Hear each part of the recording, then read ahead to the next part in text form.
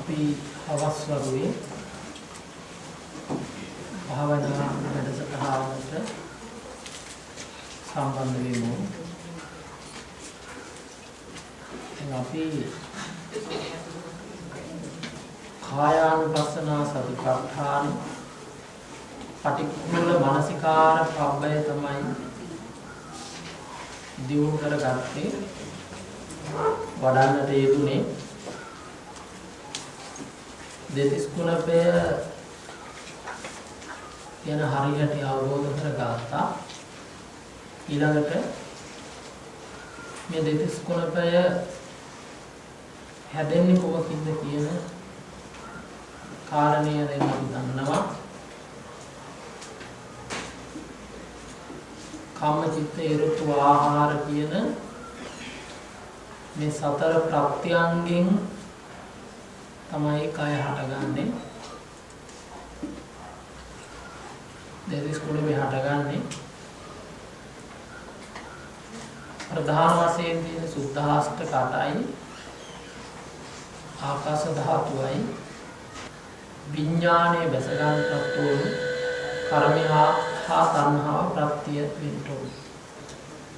ඒතකොට අපි දන්නවා කය හටගෙන ඊළඟට මේ කායර වෙන්න දේ හඳුනා ගැනීමට දෙතිස් කුණපේ එකින් එක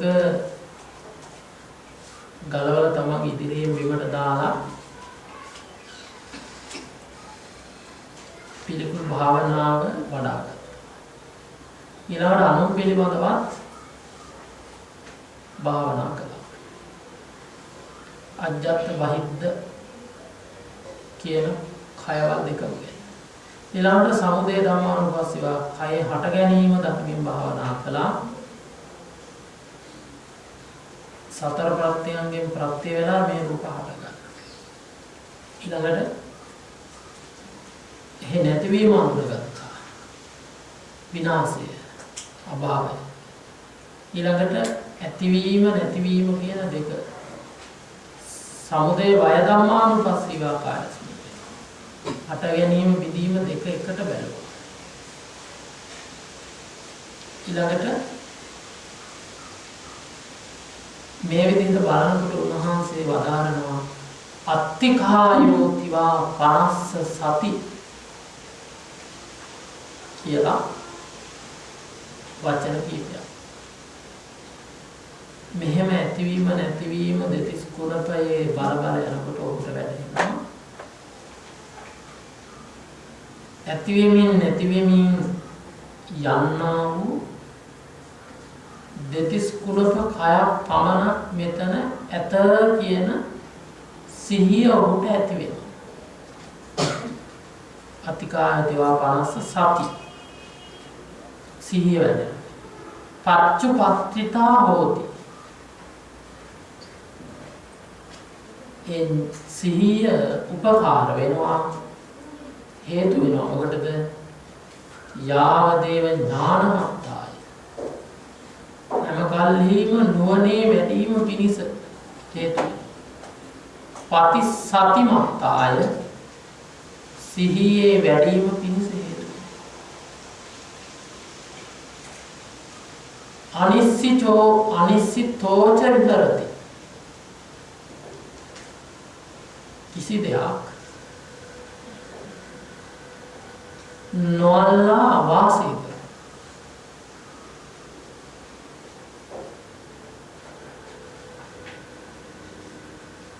නචකින්චි ලෝකේ උපාදීයති. දෙතිස් කුණපඩමති ලෝකයේ කිසි දෙයක් උපාදාන වශයෙන් ගන්නේ නැහැ. තමන්ගේ කෙස් ටිකක් හෝ අනුන්ගේ කෙස් ටිකක්. තමන්ගේ ලොම් ටිකක් හෝ අනුන්ගේ ලොම් ටිකක්. තමන්ගේ දත් ටිකක් හෝ අනුන්ගේ දත් ටිකක්. තමන්ගේ නියපොතු ටිකක් හෝ අනුන්ගේ නියපොතු ටිකක්. තමන්ගේ කයේ කිසිම කොටසක් හෝ අනුන්ගේ කයේ කිසිම කොටසක් උපාදාන වශයෙන් ගන්නෙ නෑ. නචකින්ච ලෝකේ උපාදීයති. ඒවාපි භික්ඛවේ භික්ඛු කායේ කායානුපස්සී වේති. මේ ආකාරයෙන් සත්‍ය අවබෝධ කරගන්න කැමති භික්ෂුව දෙතිස් ගුණ වශයෙන් බලමින් කායානුපස්සනාව වඩනවා කියලා වදාළා. ඒතර අපි දැන් මුල ඉඳලා දෙතිස් ගුණ පිළිබඳව වටහා ගත්තා. ඒ හට ගන්න ආකාරය, ඒ පවත්න ආකාරය, ඒ නැති වී යන ආකාරය සියල්ල දැන් දැනගත්තා. ඊළඟට අපිට දැන් තියෙන්නේ ඊළඟ කමඨහනට යන්න. සතිපට්ඨාන සූත්‍රයේ පෙන්නලා තියෙන ඊළඟ කමඨහනට යන්න. ඊළඟ කමඨහනට යන්න පෙර මොනවා හරි නොතේරුණ තැනක් එහෙම තියෙනවද ඔය කියලා හඳුනන්න. තියෙනවා නම් ඇහුවට කමක් නෑ. අවබෝධ කරගෙන යන්න තියෙනවා. එහෙම ප්‍රශ්න එහෙම තියෙනවා නම් අහන්න තියෙනවා. ළඟ ඉන්න කෙනාගෙන් නෙවෙයි මගෙන් අහන්න.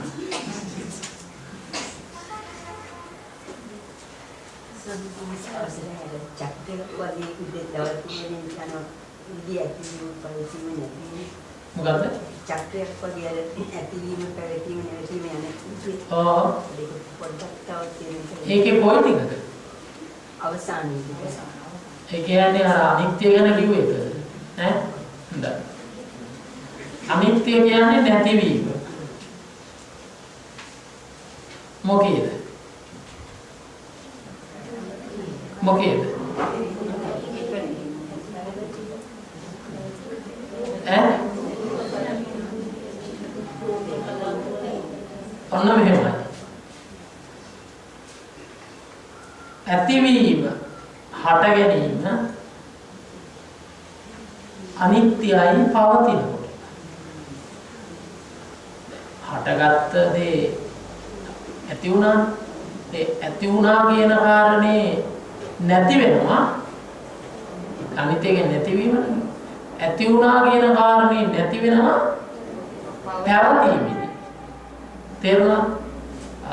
එතකොට ඇතිවීම අනිත්‍යයි පැවතීමේදී.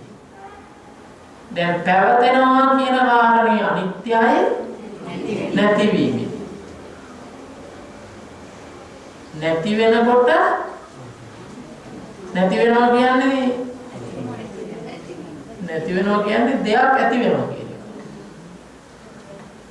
එක දෙයක් නැති වෙනකොට තව දෙයක් ඇති වෙනවා.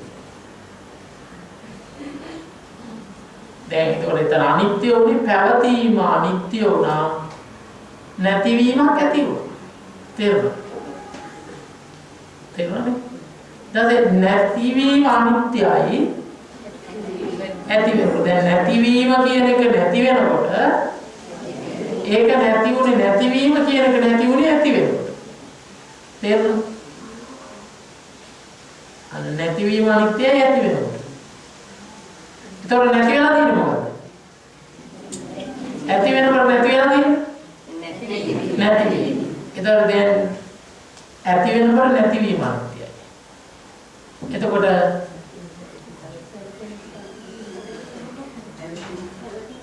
පැවතෙනකොට ඇතිවීම අනිත්‍යයි.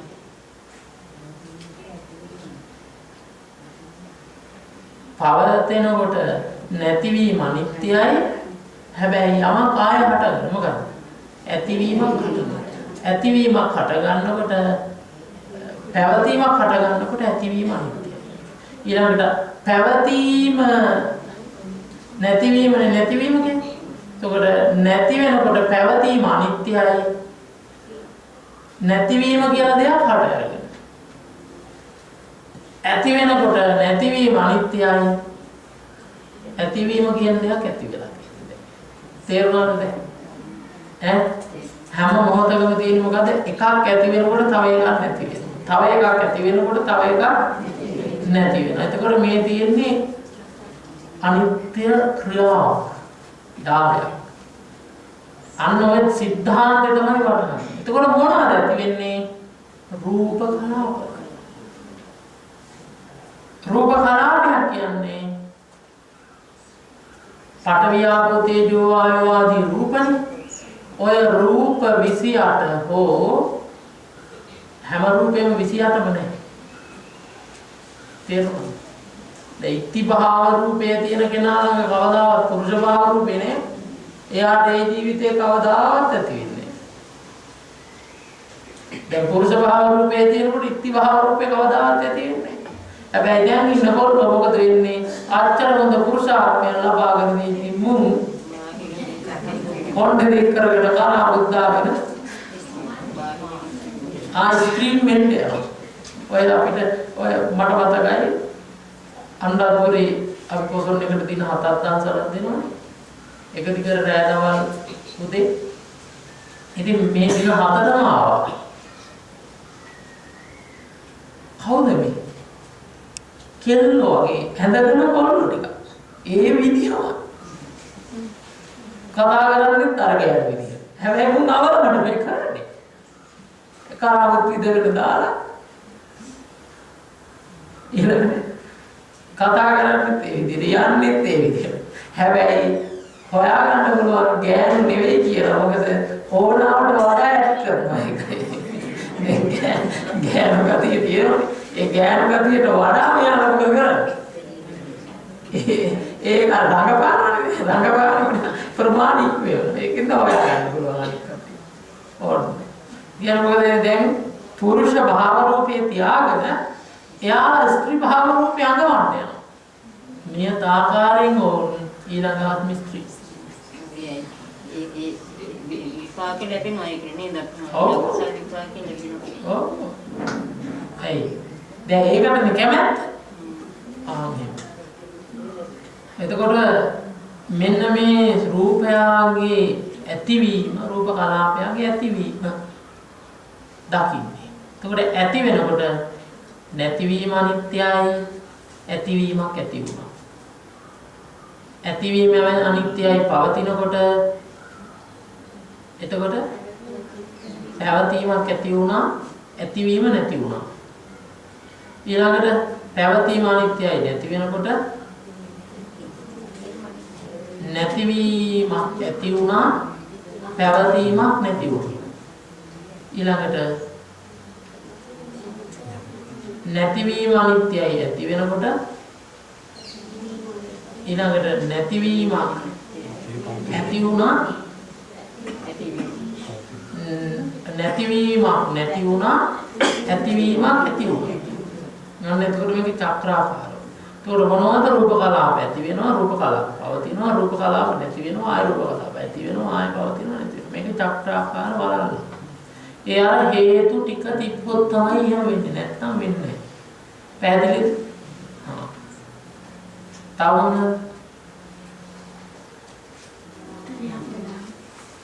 උත්තරය හම්බුණා. බලන්න මොනවද කියලා වැඩි රූපය ඇතිවීම නැතිවීම බලද්දි මොකද දෙසද බලන්නේ කියන එකට රූප කලාප දෙස කියන උත්තරේ හම්බුණා. ඔව්. ඒක කොටස් එකේ කරගෙන මොකද්ද? ඇතිවීම නැතිවීම අපි අර කොටස් 32. ඔව්. එක එක අරගෙන බලන්නත් පුළුවන්. කලාප බලලා ඊට පස්සේ ඔව්. එක එක බලන්න පුළුවන්. දැන් කෙස් කියන එක ගත්තොත් කෙස් ගහ කියන එක තුල රූප කලාප රාශියක් තියෙනවා. තේරුණාද? ලොම් කියන එක තුල කලාප රාශියක්. ප්‍රධාන මාතෘකා හතරක් යටතේ කලාප රාශියක් තියෙනවා. කම්මචිත්ත ඍතු ආහාර කියන ප්‍රධාන මාතෘකා හතර යටතේ රූප කලාප රාශියක් කෙස් ගහේ තියෙනවා. ඒවා ඉතින් විශ්ලේෂණය කළ ගැඹුරින්ම බෙදා හදා දකින්න නම් ප්‍රඥාව අවශ්‍යයි. ස්වාමීන් වහන්සේ හරියට මේ භාවනාව කරනවා නම් වරුවකට වැඩි කාලයක් වරුවකට මේ මැරගම් කරද්ද අනන්ත ඒ මහ මුහුද වගේ මේ ධර්ම ඉගෙනගෙන එහෙම ඉවර කරන්න බෑ. ලෝතර බුදු වෙනවා ඉගෙන ගන්න. මම නම් මේ කරන්නේ හැමදාම ඉගෙන ගන්න එක තමයි. බණ කියලාත් කරන්නේ ඉගෙන ගන්න. දාන වන්දනත් කරන්නේ ඉගෙන ගන්න. ඒ වන්දනත් ඉගෙන ගන්න. හැමදේම. ඒකට කියන්නේ ගවේෂණය කරනවා. හැමදේම ගවේෂණය කරනවා. ඒ කියන්නේ ඉගෙන ගන්න. හොඳයි. තියනවා තව ප්‍රශ්න? සම්මාසයේ රූපේ අවශ්‍යකාරය චිත්තක්ෂණ 51 කිව්වනේ. ඔව්. ඒක දෙන එකයි 51 නැති වෙන එකයි. ඒක 49 ආයි ඇති වෙනව නැති වෙනව කියන්නේ. ඔව්. ඒක උදාහරණයක් නේද අවශ්‍යකාරය. සම්තති රූපේ පුරාචරණය.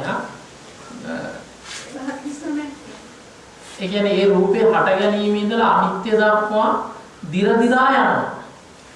තේරුණාද? දිරදිරා යනවා. ගිහිල්ලා නැත්තරම නැති වෙන්නේ 51. මේ හදිස්සන්නේම අලුත් එකක් ඉපදෙන. අලුත් එකක් ඉපදෙනව නෙවෙයි. හටගත් එක හටගත් එකේ අඩුයි. ඒ කියන්නේ වෙනස් ගිහින් බිඳිනවා වෙනවා. ඒ කියන්නේ ඩිංග බිඳින්නේ. දැන් උපාදානම වයසට ගිය ඩිංග නේ ඕක තමයි ඔය කියන්නේ. එකපාරකුන්නේ ඉක්‍රම එක කිව්වේ. තේරුණාද? ස්වාමීන් වහන්සේ මේ ප්‍රශ්නෙට අදාළයි මම අහන ප්‍රශ්නේ මේ දැන් අපි මෙච්චර දවස් අනිත්‍යයි කියලා හිතාගෙන හිටියේ අර වයසට යන එක කොණ්ඩේ කළු සුදු වෙන එක ඒ වගේ බාහිරින් පේන දේවල්. නමුත් දැන් අද වහන්සේගේ අර විස්තර කරවනවා හිතුණා මේ අපි දකින්නේ සත්‍ය අනිත්‍යතාවයේ ප්‍රතිඵලයක් විදිහට දකින දෙයක් විතරයි කියලා අර කාලෙත් එක්ක චිත්තක්ෂණ ඔස්සේ නැති වෙගෙන යන මහලුවේ විනාශ වෙමින් යන නිසා. නමුත් දැන් අලුතෙන් චිත්තක්ෂණයක් දැන් ඒ 17 ඔස්සේ ගිහිල්ලා ඉවර වෙනකොට තව එකක් මුලින් පටන් ගන්න නිසා ස්වාමීන් වහන්සේ හැමතිස්සෙම අලුත් එකකින් එතකොට අර පරණ ශක්තියෙන්ම එනකොට අපිට කොහොමද පිටට පේන්නේ අර මහලු වෙන ස්වරූපේ? දැන් අර දිරීම හැම මොහොතෙම වෙනවා. දැන් අර අනිවාර්යයෙන්ම රූපයක පරම්පරාවක් තියෙනවනේ. කියන්නේ මේ හටගත් එකට සාපේක්ෂව ඒව තමයි ඊළඟට බිහි කරන්නේ. දැන් ගින්නක් හටගත්තොත් ඒ ගින්න දිගින් දිගට යන්නේ. දැන් අපි හිතමු පැදුරකට ගිනි ගත්තා කියලා. ඒ ගිනි ගත්ත ගින්න එතනින් ඒක පිච්චිලා අළු වෙලා ඉවරයි. ඒක ආධාර කරගෙන අලුත් ගින්නක් හටගන්නවා. ඒක නැති වෙනවා ආධාර කරගෙන. ඒතකොට මැදට යනකොට අර මුල් ගින්න නෙවෙයි තියෙන්නේ. හැබැයි මුල් ගින්නට සමාන. ඒකට තමයි පරම්පරාව කියන්නේ. රූප පරම්පරාව. ඒක සමහරවිට මුල් ගින්නත් අර ශක්තිය ඇතුවමනේ පටන් ගන්නේ. ආපහු දෙවෙනි සැරේට. ඔව් දැන් පළවෙනි එක හටගත්ත විදියමයි දෙවෙනි එක හටගන්නේ. හැබැයි අර පළවෙනි එකේ ආධාරකයක් දෙවෙනි එකට තියෙනවා. හට ගැනීමට ඒක දින්ද තමයි ඒ වගේ වෙන්නේ. ඒ ශක්තිය ඒක විශේෂයෙන්ම තියෙන කර්මයක් තියෙනවා. මොකද උපාදකම කරපු කර්මජ රූපයක් තියෙනනේ. කර්මෙන් ගොඩ නැගිච්ච කර්මජ රූපේට අනුව තමයි මේ පිට තියෙන අර මේ මහා භූතය එකතු වෙලා ඒ රූපේ නිර්මාණය වෙන්නේ. කර්මය තමයි අච්චුව. තේරුණාද? එතකොට මේ රූප වෙනස් වෙනවා. කර්මයේ තියෙන හින්දා හේමම යනවා ගිහින් අර ඇතුලෙන් වේගවත් දැන්වෙන ක්‍රියාව අපිට පෙනෙන්නේ හා තේරෙන්නේ නැහැ නෝන්නේ. කාලයක් ගියාම තමයි ඒක තේරෙන්නේ දැන් මම වයසයි කියලා. හැබැයි දැන් මේ වුණ අනිත්‍යයක් විතරදී. ඒක අපි දකින්නේ.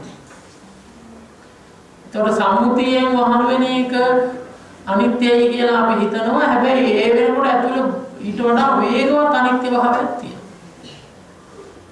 තේරුණා?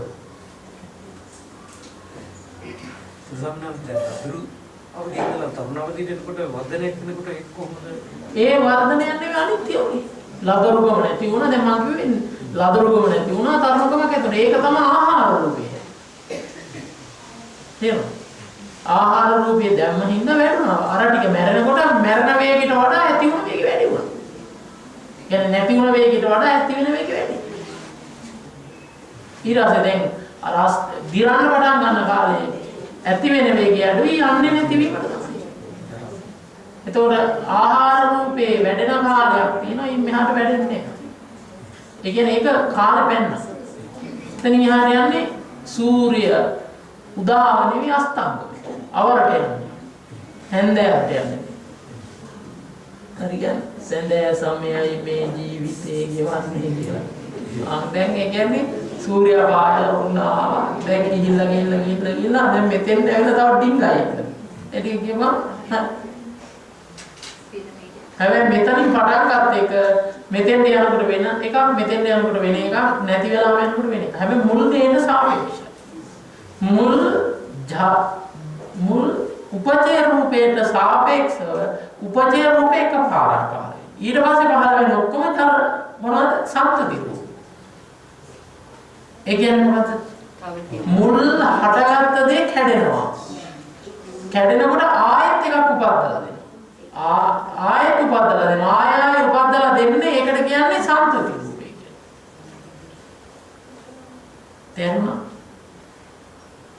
ඔව්. ඉතින් මේ සම්පති රූපේ තියෙනවා. ඊට සම්පති රූපේ වෙන දේ ඊට පස්සේ දිරීමට යනවා ජරතාවයි අන්තිම නැති වෙලා.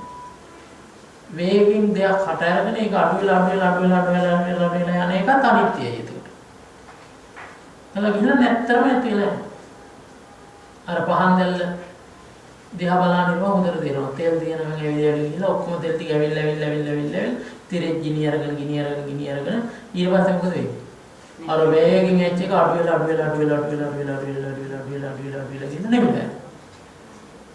හැබැයි නිවෙන්න පටන් ගත්තේ ඔක්කොම තෙල් ටික අවසන් වුණ තැන ඉඳලා නිවෙන්න පටන් ගත්තා. ආන් ඒ වගේ තමයි මේක. හටගත්තා. දැන් හට ගැනීමක් නෑ, හට ගන්න ආයේ දේවල් නෑ. ඇති වෙනවා. එතකොට නැති වුණා. නැති වෙනකොට හිස් අඩුව පෙනෙන්න ආවා. සැපයීමක් කළා. තෙල් ආවා හින්දා අර ඇති වෙනකොටම නැති වෙනවා. ආය නැති වෙනකොට ආය නැති වෙනවා. ඕම ගිහින් අන්තිමේදී අර එන්න දෙයක් නැහැ දැන්. එතකොට මොකද වෙන්නේ? ඊට පස්සේ ඇතින් ඉඳලා අඩු වෙලා කියන ගානට වගේ නැතිම වෙලා යනවා. ජරතාවයි අනිත්‍යතාවයි ඇතුළේ තමයි මේක දොරන්නේ. ඒතර පොඩි ළමයාගේ ජරතා රූපේ තියෙන ජරාව කියන දේ කියන්නේ මහලු බවනේ. අපි කියන්නේ ජරාව කියන්නේ දිරණ බවනේ. පොඩි ළමයාගේ අද උපන් ළමයාගේ දිරීම තියෙනවා. මව කුසේ තියෙන කලලය තුල දිරීම තියෙනවා. ජරතාව තියෙනවා. ඔය තව ප්‍රශ්න තියෙනවා නම් අහන්න. නිදි කිරත් වැටේ.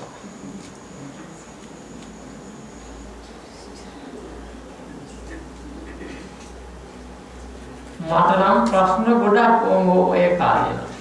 ඒ ඉතින් ඔක්කොම කියන්නේ දන්නේ නැති කොහොමද? ඒක පොඩි වරමයක අප ප්‍රශ්න. නේද?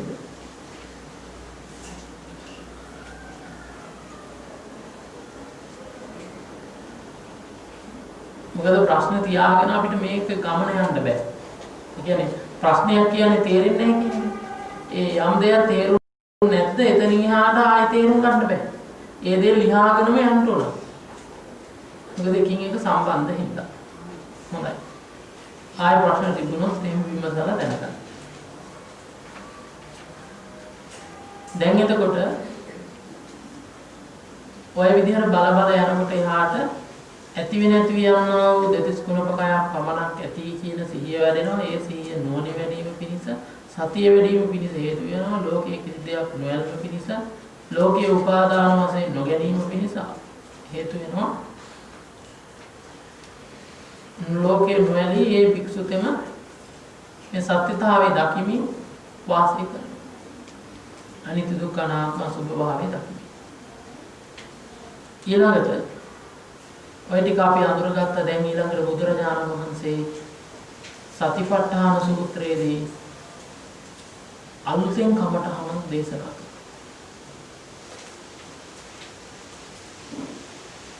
දැන් අපි මෙතන ඉඳලා අලුත් කමඨහනක් තමයි පටන් ගන්න. ඒ කමඨහනේ නම මොකක්ද? ධාතු මනසිකාරය. මොකද ධාතු මනසිකාරය. දැන් අපි මුලින් බොහෝ කාරණා ඉගෙන ගියාගෙන තියෙන නිසා මෙතනින් එහාට යන ටිකක් ලේසි. දත යුතු බොහෝ කාරණා දැනගන්න. පුනච්ච පරම් භික්ඛවේ භික්ඛු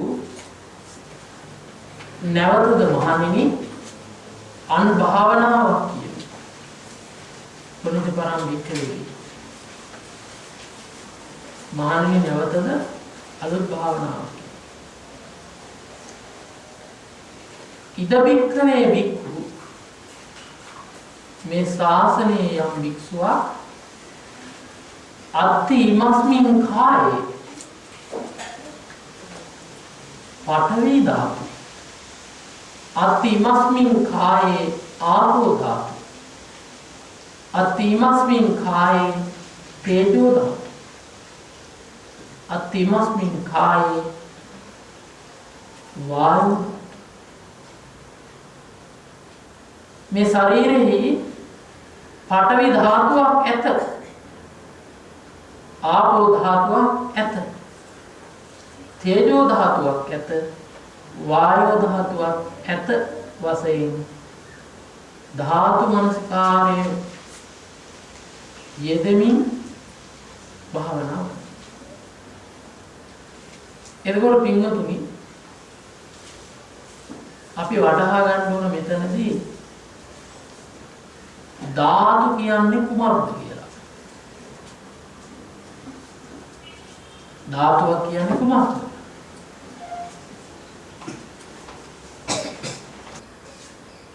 ධාතුවක් කියන්නේ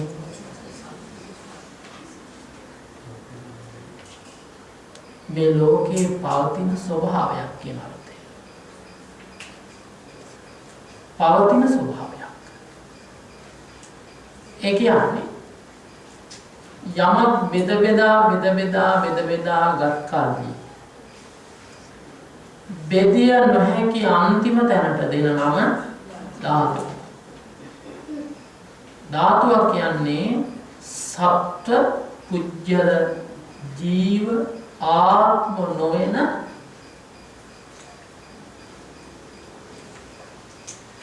නොබෙදිය හැකි අන්තිම කොටස.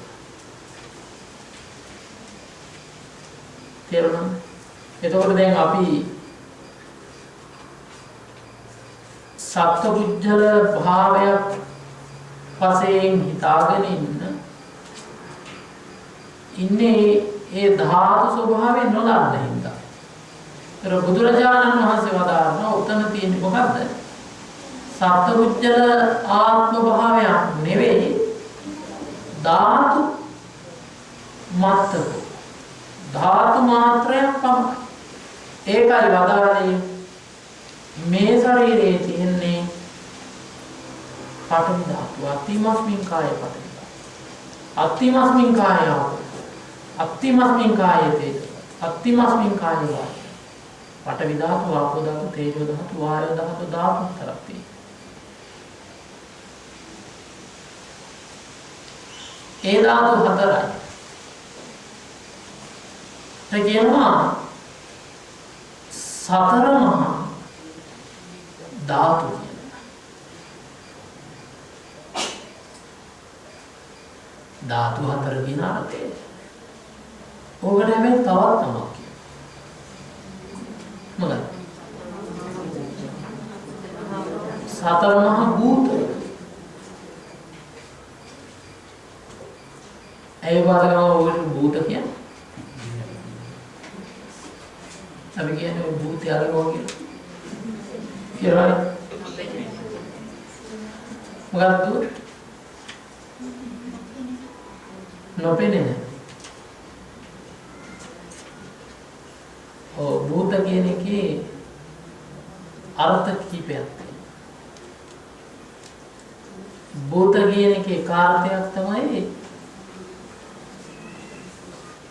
නොපෙනෙන කියන අර්ථය. දැන් පඨවි කියන එක පෙනෙන්නේ නැහැ. ආපෝ පෙනෙන්නෙත් නැහැ. තේජෝ වායෝ පෙනෙන්නෙත් නැහැ. ආන් ඒක නිසා ඒවා භූත කියනවා. ඒවට තව නමක් කියනවා අනිදස්සන. රූප නොපෙනෙනවා ඒවා. අන්න. එතකොට නොපෙනෙන හේයින් එකාරතයක් භූත කියනවා. තව අර්ථයක් භූත කියනවා. මොකද?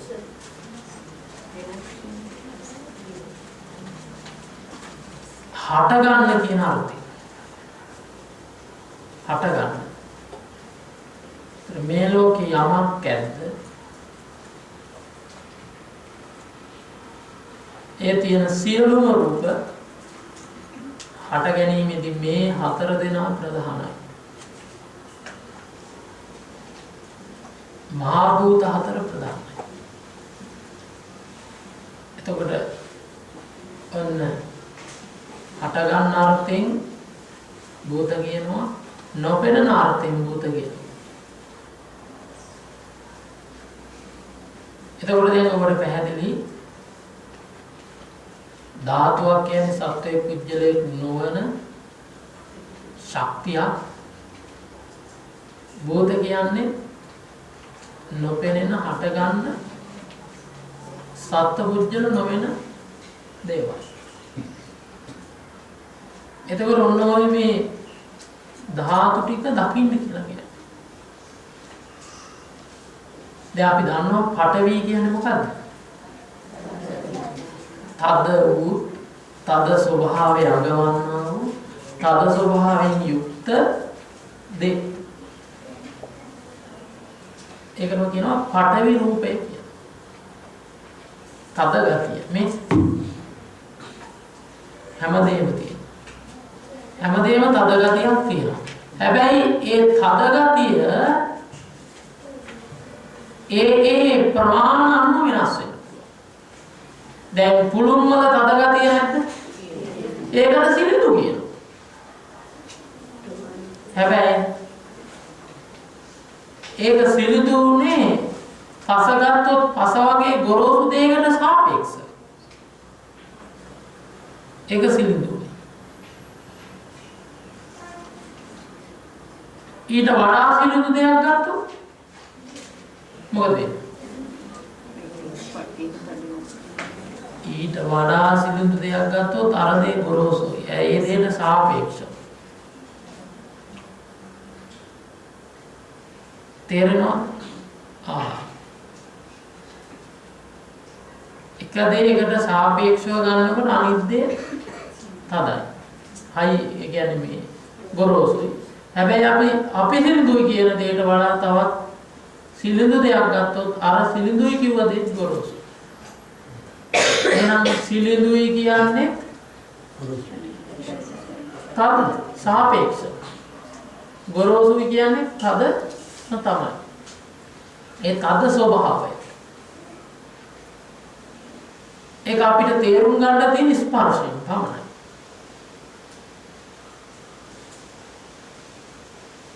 ඇඟට ස්පර්ශ වෙන දේ අන්න පටවි. තදට හෝ සියුම්ද.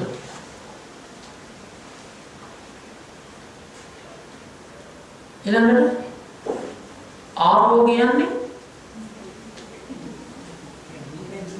ඇලෙන වැగిරෙන බව. දැන් ඕවා අපි කියා දීලා තියෙන මේක.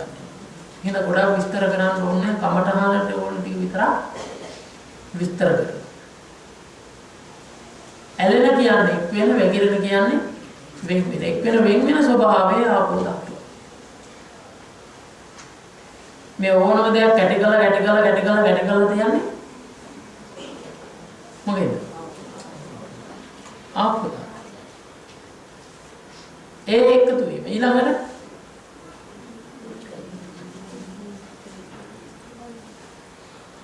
අර කැටි වෙලා එකතු වෙලා තියෙන දේ නොපෙනී නොතේරීම යනවා. කියන වෙන් වෙලා යනවා. එතකොට අර එක් වෙන ස්වභාවය තමයි ආපෝ කියන්නේ. දැන් ඉස් කැටයක් ගත්තොත්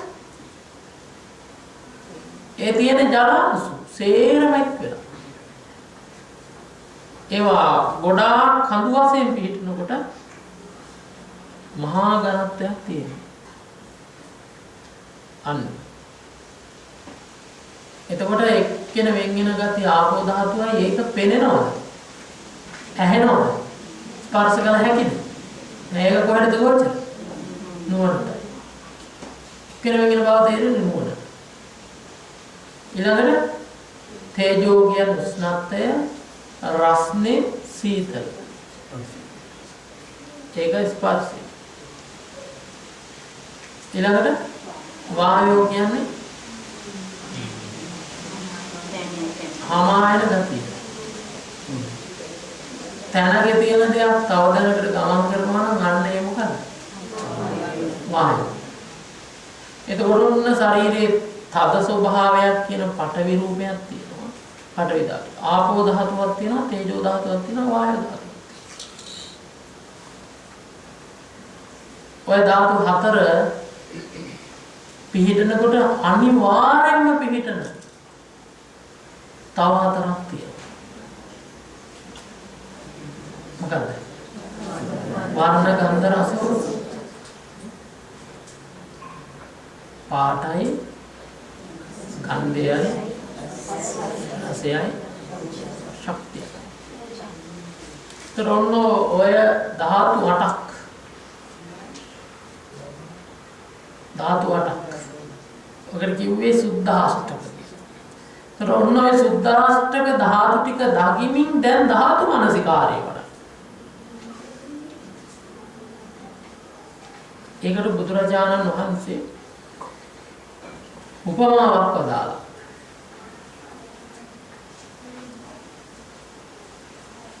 සේයතාපි භික්ඛවේ භික්ඛු දක්ඛෝ ගෝඝාතකෝ ගෝඝාතකන්තේ වාසීවා ගාවින් වදිත්වා චාතුම් මහා පතේ කිලසෝ පටිවිභජිත්වා නිසින්නෝ අස්ස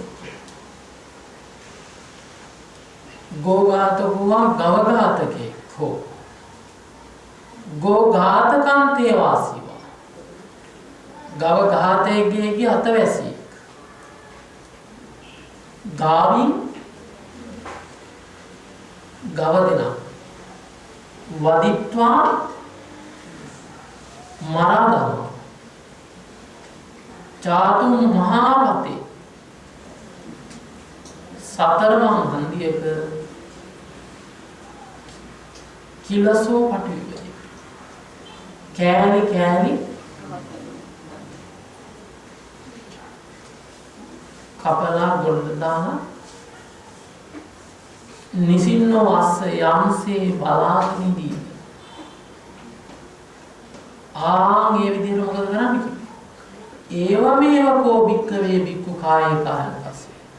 මහණනි ඒ ආකාරයෙන් කය පිළිබඳව කායං පස්සන වඩා. දැන් බලන්න ගවඝාතකේ. ගවඝාතකයා දැන් හොයාගෙන යන්නේ කවුද? ගවයෙක්. හොයාගෙන යනවා ගවයෙක් දැන් ඔන්න විකුණන්න ඉන්නවා නම් ගවයෙක් දකින්න. දැන් මිලත් ගාන කරගෙන අර ගවයා මිලට දීලා සල්ලි දීලා අරගෙන ගව ඝාතකාගාරයට ඇදගෙන යනවා. කවුද ඇදගෙන යන්නේ? ගවයා. සල්ලි දීලා ගත්තේ කවුද? ගවයා. විකුණුවේ කවුද? විකුණුවේ කවුද? හරකා. ගවයා විකුණුවේ අනිවාර්යයෙන්ම හරකෙක් ගවයෙක් විකුණනවා. ඉතින් අනිවාර්යයෙන්ම විකුණන්නේ මාසෙට. ඒ වගේම කෙනෙක් තමයි. එතකොට ගවයා ගත්තේ විකුණුවේ ගවයා ගත්තේ මිල දීලා ගත්තේ ගත්ත කෙනා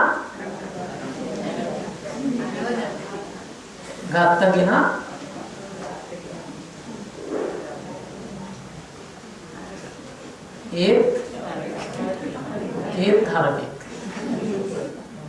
කොහොමද ගමන්නේ වික්ක ගෙනත් හරකෙක් ගත්ත ගෙනත් හරකෙක් ගත්තේ නම් ගවයා දැන් අරගෙන එනවා. කවුද? ගවයා අරගෙන එන්නේ. ගවයා අරගෙන එනවා කොහෙද කියන්නේ? ගව ඝාතකාගාරයට. දැන් ගව ඝාතකාගාරයට ගෙනල්ලා ඒ ගව ඝාතකාගාරේ කණුව අල්ලලා වදිනවා. බැදලා ඉතින් කාල වේලාව වෙනකම් බලන් ඉඳලා ඔන්න මරන. මම දැක්කා මුස්ලිම් මිනිස්සු පිරිසක් ගවයෙක් මරන. කකුල් දෙක බැදලා වෙන වෙනම බැදලා ආය කකුල් හතරම එකට බැදලා 15ක් විතර ඇවිල්ලා එක්කෙනෙක් නගුටින් අල්ලගෙන තව කට්ටිය කකුල් වලින් මුළු ඇඟෙන්ම අල්ලගෙන කට්ටියක් කම් වලින් අල්ලගෙන අං වලින් අල්ලගෙන බෙල්ලක් තිර කරලා බිම බෙල්ලලා බෙල්ල ගෙලින් කරා. අර කැපෙන පිහියක් කරගෙන බෙල්ලට තියලා වේගෙන් කපනවා. දැන් කපාගෙන යනවා බෙල්ල වෙන් වෙනවා. ලේ ගලද්දී කපලා වෙන් කරනවා. මැරුවේ කවුද?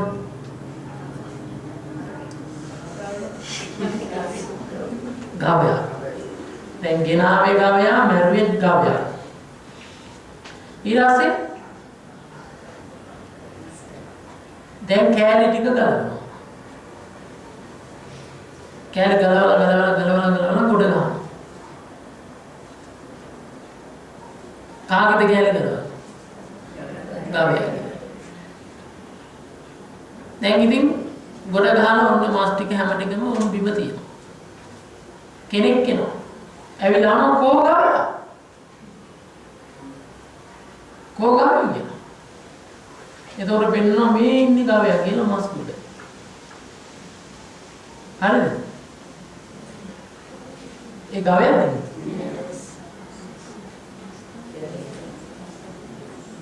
කෑලි. දැන් ගවයෙක් ඉන්නවද? එනවා මොනවද? දැන් අලුත් මොනක්? දැන් මාස්ලු. හැබැයි ඉස්සෙල්ලා ගවයා කියලා ගෙනාවේ මාස් තමයි. නෑ? මාස් නෙමෙයිද ගෙනාවේ? ඉස්සෙල්ලා තිබ්බෙත් යනකොට බැඳලා තිබ්බෙත් මාස්, සල්ලි දීලා ගත්තෙත් මාස්, ගෙනාවෙත් මාස්. ඊළඟට එල්ලගපුවේ මාස් ගොඩක දැන් කෑලි කළෙත් මාස්. හැබැයි මුලින් ගව සංඥාව දැන් ගවයා කියන්නේ දැන් මාස්. දැන් ගව සංඥාවක් තියෙනවද? නෑ. අන්න කෑලි කළාට පස්සේ දැන් තියෙන්නේ මාස් සංඥාව. කෑලි සංඥාව. අන්න ඒ වගේ අපි ළඟ තියෙනවා මම කියලා සංඥාවක්. අතන ගව සංඥාවක් වගේ.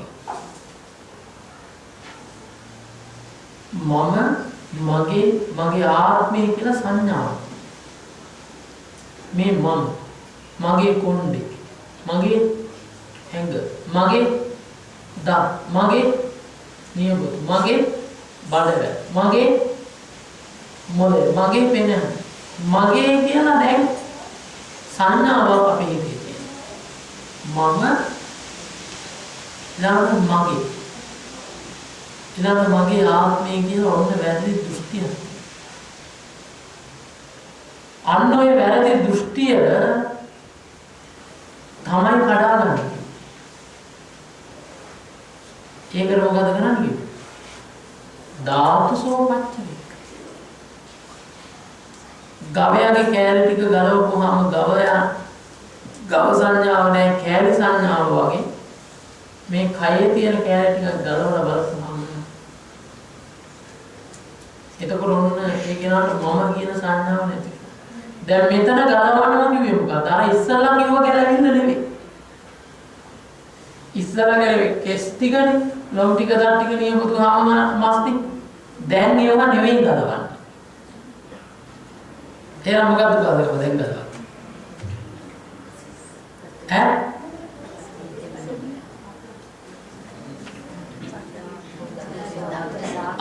දැන් ගලවන්නේ කෙස් ගහේ පටවි දාලා. තේරුණා? කෙස් ගහේ ආපෝ ධාතුවයි දැන් ගලවන්නේ. තේජෝ ධාතුව වායෝ ධාතුව. හතර වර්ණ ගන්ධ රස ඕජා හතර ගලවන්නේ. තේරුණා? ඉස්සලා විදිහ නෙවෙයි දැන්.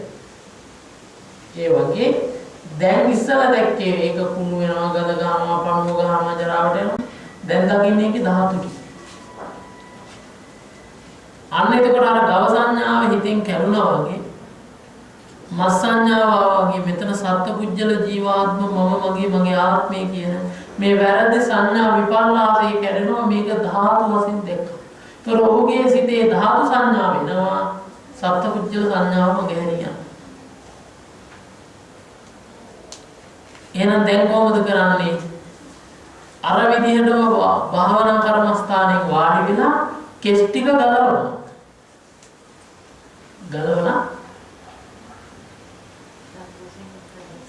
ඉදිරියෙන් දාන කරන්නේ ඒකේ තියෙන පඨවි ආපෝ තේජෝ වායෝ වර්ණ ගන්ධ රස ඕජා කියන අට වලන. එතකොට ඔහුගේ නුවණට පේනවා මෙතන කෙස් නෙවෙයි තියෙන්නේ මොකද්ද? ධාතු ටික. දැකලා මොකද කරන්නේ? අන්න නුවණින් මොකද කරන්නේ? කෙස් වල තියෙන පඨවි ධාතු ඉවත් කරනවා. ආපෝ ධාතු ඉවත් කරනවා. තේජෝ ධාතු ඉවත් කරනවා. වායු ධාතු. ඉතින් වර්ණ ගන්ධ රස ඕජා ධාතු ටිකත් ඉවත් කරනවා. අන්න එතකොට ඔහුගේ නුවණට වැටෙනවා මොකද්ද? මෙතන කෙස් කියලා දෙයක් නෑ. මෙතන තියෙන ධාතු ටික. අතර ගව සංඥාවක් නෑ මස් වගේ. කෙස් සංඥාව නෑ ධාතු සංඥාවට හිත බහිනවා. එතකොට ඔහු කවදාවත් ආයේ කෙස් කියන සංඥාවකින් ගන්නෙ නෑ. තණ්හාව ආසාව ක්‍රෝධය වෛරය ආදී මේ දේවල් ඇති වෙන්නේ කෙස් සංඥාවෙන් ගැනීම.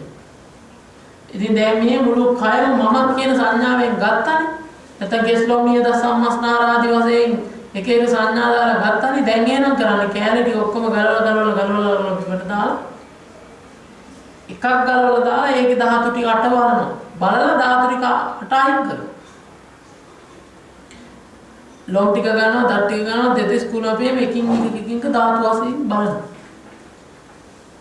දැන් භාවනා කමටහන පැහැදිලිද? පැහැදිලියත් අතෝසුම් බලන්න.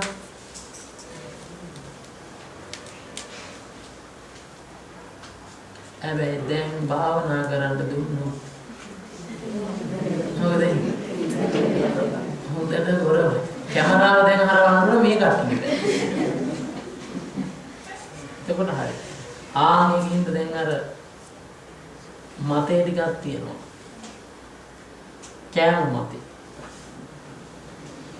කැඩෙන්න අපි විනාඩි කිහිපයක් සක්මන් භාවනාව වඩලා දෙමියත් සක්මන් කරන්න දන්නවා. අපි ඉරියාපත පබ්බේදී සක්මන් භාවනාව කියා දුන්නා. ඉතින් අනෙක් කටින්ට දැනගන්න මොකද කොහොමද කියන්නේ? සක්මන් කරනවා කියන්නේ හැවිදින එකදී ආය. හැබැයි සිහියෙන් ගැසිරෝ. කොහොමද? හැවිදිනවා කියන්නේ කකුල ඔසවනවා ගෙනියනවා තියනවා කියන එක. ඉතින් ඕමෝක මෙනෙහි කරනවා. කකුල ඔසවනකොට ඔසවමි, ගෙන යමි, තබමි. ඔසවමි, ගෙන යමි, තබමි. ඔසවමි, ගෙන යමි, තබමි. ඔසවමි, ගෙන යමි, තබමි. දැන් ඉතින් තව මෙයාලට දකින්න පුළුවන් මොන විදර්ශනාවේ. මොකද?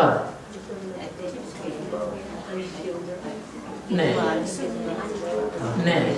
දැන් මේක දකින්න පුළුවන්. නාම රූප. නැත්තම් මේක දකින්න පුළුවන් ඔන්න මොකද්ද මේක? මේක මොන රූපයක්ද? චිත්තජ රූපයක් ඒ සමීප කියන්නේ. සිතින් හටගත්ත එක. විඤ්ඤාති රූපේ කාය විඤ්ඤාති. මේක මේ චිත්තජ රූපය. සිතින් හටගත්ත. මේ ගෙනෙන එක චිත්තජ රූපය. මේ තබන එක චිත්තජ රූපය. හැබැයි මේ ඔසවනකොට ඔසවනවා. ඔසවල ඉවර වෙනකොට ඔසවීම අනිත්‍යයි. තර ගෙනියනකොට ඔසවල ඉවර වීම අනිත්‍යයි. ගෙනියලා ඉවර වෙනකොට ගෙනියන්න ආරම්භ කිරීම අනිත්‍යයි. තබනකොට ගෙනියලා ඉවර වීම අනිත්‍යයි. තබලා ඉවර වෙනකොට තබන්න ආරම්භ කිරීම අනිත්‍යයි. ඊළඟට ආයෝසනකොට තැබීම අනිත්‍යයි. එහෙම දකින්න පුළුවන්. කොහොම නමුත් අර විදිහටවත් අඩුම ගානේ දකින්න. කොහොමද? ඔසවමි, ගෙන යමි, තවමි. ඔසවමි, ගෙන යමි, තවමි වශයෙන් දකිමින් සක්මන් කරන්නට එළියේ මේ ඇතුළෙත් පුළුවන්. ඉඩ තියෙනවා මේ කොන්ක්‍රීට් එකේ උඩට උනන් ගිහලා ඉඩ තියෙනවා. චෛත්‍ය වල එහෙම පුළුවන්. මම පැමිණෙන්න කියනකොට පැමිණෙන්න. දැන් ආරම්භ කරන්න.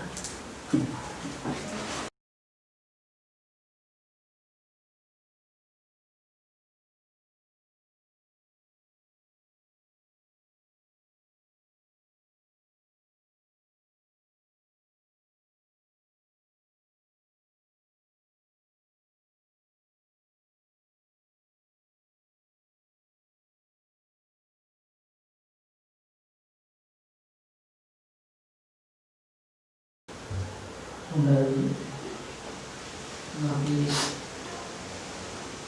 සක්මන් භාවනාව තුළ සිහිය පවත්වාගත්තේ. දැන් එහෙනම් අපිට තියෙන්නේ ධාතු වශයෙන්, ඒ කියන්නේ මූලික ස්වභාව වශයෙන්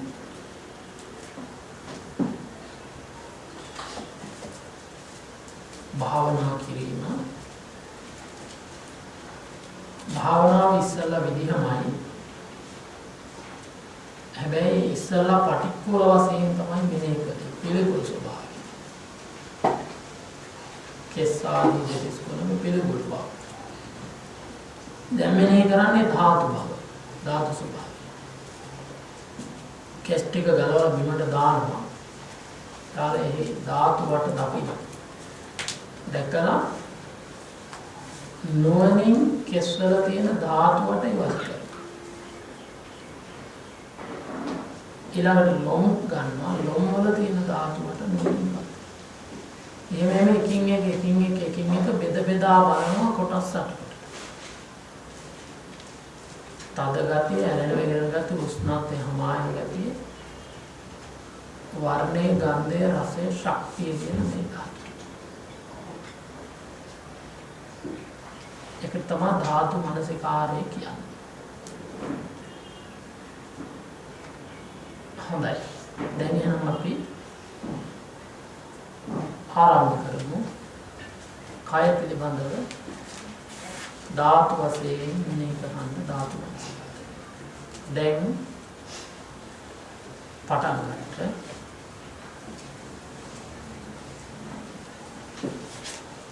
අර බෙද බෙදා බලන එකක් මේ තුල තියෙන හින්දා විනාඩි 5ක් වගේ කාලයක් ආනාපාන සතිය වඩලා යම් සමාධි ස්වභාවයක් ඇති වුණාම විනාඩි 5කින් වගේ පස්සේ කයට අවධානය යොමු කරනවා. එතකොට ලේසි කරා. ගොඩක් ආනාපාන සතිය ඉන්නේ පොඩි වෙලාවයි ඉන්නේ.